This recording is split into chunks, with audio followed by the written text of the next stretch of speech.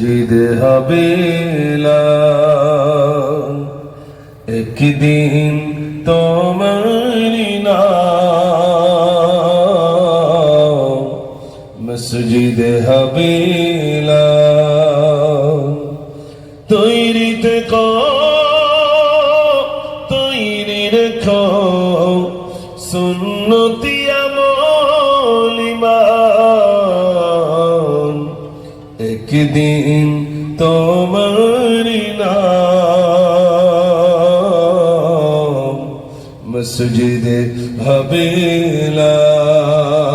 আল্লাহুম্মা সাল্লি আলা সবাই পড়ে মাওলানা মুহাম্মদ ওয়া আলা আলি সাইয়্যিদিনা মাওলানা মুহাম্মদ। সোনার ভাইরা, কোরআন সম্পর্কে আপনাদের কাছে বলছিলাম, মনে আছে তো? হযরত ওমর ফারুক রাদিয়াল্লাহু তাআলা বোনকে বলছে, বল তুমি কি পড়ছিলে দেখাও না। বোন কি করলেন? কোরআনে কারিমের আয়াতে কারিমা পাথরে লেখা দেখালেন। ওমর পাগল হয়ে গেলেন, কোথায় আমার নবী, আমি সেখানে যাবো। পা চূড়ায় পাহারা দিচ্ছে। হযরত হামজা রাদিয়াল্লাহু আনহু পাহারা দিচ্ছে। ইয়া রাসূলুল্লাহ, ওই ওমর আসে, ওমর আসে। ওমর যদি আপনার সঙ্গে সৎ ব্যবহার করে আমি হামজা ছেড়ে দেব, আর যদি অসৎ ব্যবহার করে আমি হামজা ওমরের কল। আল্লাহর নবী বলেন, সাহাবারে সরে যাও, যে ওমর আমার কল্লা কাটার জন্য আসে, ওমর আমার কল্লা কাটবে না, কাটবে না, বরং তার কল্লাটা আমার কদমে ছুপে দেবে। ও কি কল্লা কাটলো, কাটতে দাও। ভাইরা আমার, ওমর গেলেন। হযরত ওমর ফারুক রাদিয়াল্লাহু তাআলা নবীর কাছে গেলেন, ইয়া রাসূলুল্লাহ, বেয়াদবি মাফ করুন, বেয়াদবি মাফ করুন, আপনাকে মারার জন্য কল্লা কাটার জন্য আমি আসছিলাম, প্রতিমধ্যে কোরআনে কারিমের আয়াতে কারিমা দেখলাম, আমি পাগল হয়ে গেলাম। ইয়া রাসূলুল্লাহ, বেয়াদবি মাফ করুন, আমাকে কলমা পড়িয়ে দেন। আল্লাহর নবীর হাতে হাত দিয়ে কলমা পড়ে নিল। আবু জেহেল বসে রয়েছে, উতবা সাইবা বসা, কখন মুহাম্মাদের কল্লা কেটে নিয়ে আসবে। ভাইরা আমার, ওরা বসে আছে, আবু জেহেল বসা রয়েছে, ওমর কল্লা কেটে আনবে। এমন সময় ওমর আল্লাহর নবীর কাছে বলছেন, ইয়া রাসূলুল্লাহ, আমি তো আপনার কল্লা কাটতে এসেছিলাম, আমি তো ইসলাম কবুল করেছি, এখন নারায়ে তাকবীর দিতে দিতে যাব। আবু জেহেল দেখুক, আবু লাহাব দেখুক, আমি ওমর ইসলামের কলমা পড়ে মুসলমান হয়ে গেলাম। সুবহানাল্লাহ। ওমরের ধরে রাখা গেল না, নারায়ে তাকবীর দিতে দিতে আসছে। আবু জেহেল দেখছে সর্বনাশ, যে ওমর কল্লা কাটার জন্য গেল, সেই ওমর এখন ইসলামের কলমা পড়ে তাকবীর দিতে দিতে আসছে। এত জোরে বলুন না সুবহানাল্লাহ। সোনার ভাইরা, মনে রাখবেন, যারা এই কোরআনকে শেষ করবার পরিকল্পনা করছে, কোরআন দেখলে আল্লাহ তাদের হেদায়েত দিয়ে দেবে, তাই তো নাকি ভাই?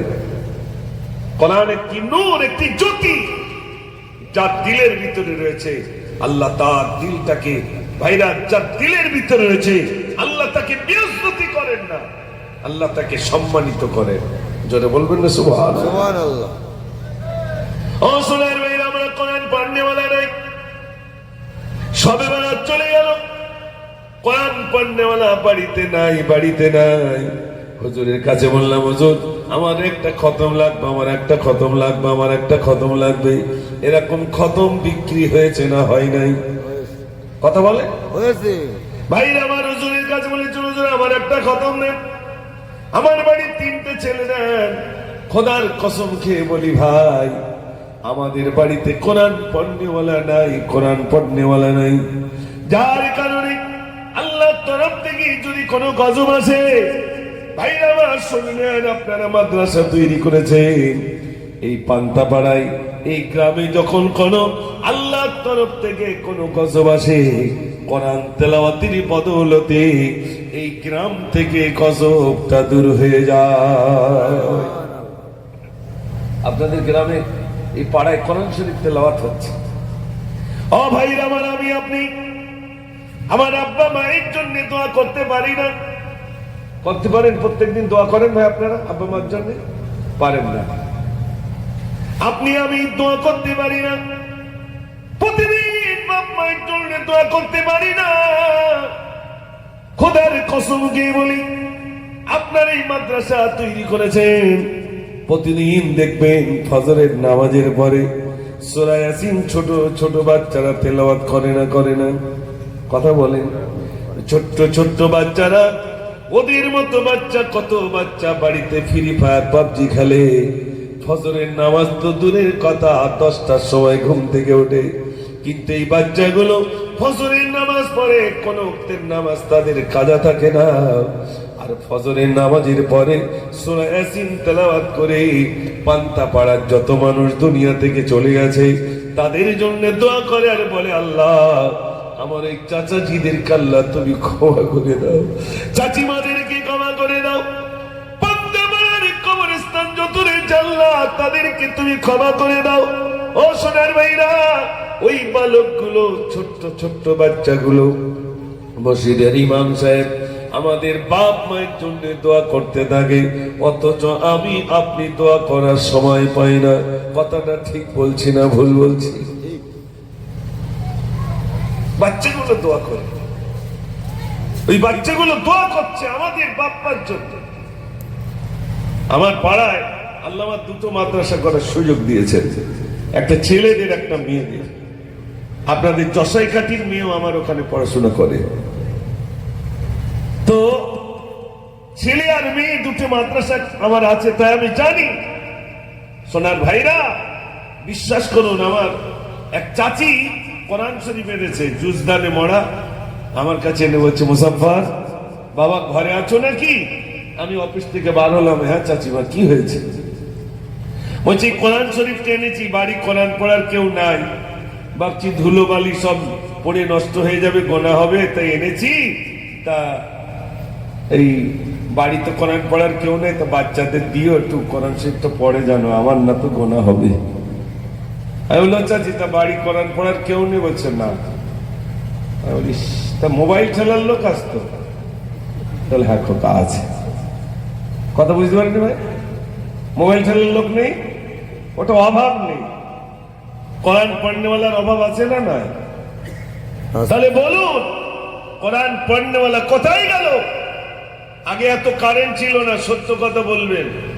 20 বছর 25 বছর আগে কারেন্ট ছিল না, মা চাচিরা তখনও একটু কোরআন শরীফ পড়তো না? কথা বলে। আর এত কারেন্ট এসেছে, বিদ্যুৎ এসেছে, বাড়ি কোরআন পড়নেওয়ালা আছে ভাই? ছেলের বিয়ে দেবেন, ছেলে বিয়ে দেবেন, তো ছেলে বিয়ে দিতে গেলে একটা মেয়ে ভালো চাই। ভালো বলতে কিরকম সব জিজ্ঞেস করার পরে, আর যুবকরা তো এখন সব দেখাশোনা এখন তো যদিও কম হয়, সব মোবাইলই কমপ্লিট। আমার বাড়ি একজন এসছে, বলে হুজুর আমার ছেলের জন্য মেয়ে খুঁজে পাচ্ছে না। কেন? যেখানে যাচ্ছে বলে সব বুক হয়ে গেছে, যেখানে যাই বলে সব বুক। একটা মেয়ে পছন্দ হয়েছে, তা আমি তার বাপ মার কাছে গিয়েছি, তো বলতে, ও আমার মেয়ের বুক হয়ে গেছে, মানে বুকিং। চিন্তা করে আল্লাহ, সব বুকিং, দেখাশোনা চলছে, মোবাইলই কমপ্লিট। রাগ করছেন আপনারা? যেটা বাস্তব সেটা বলছি, শোনেন।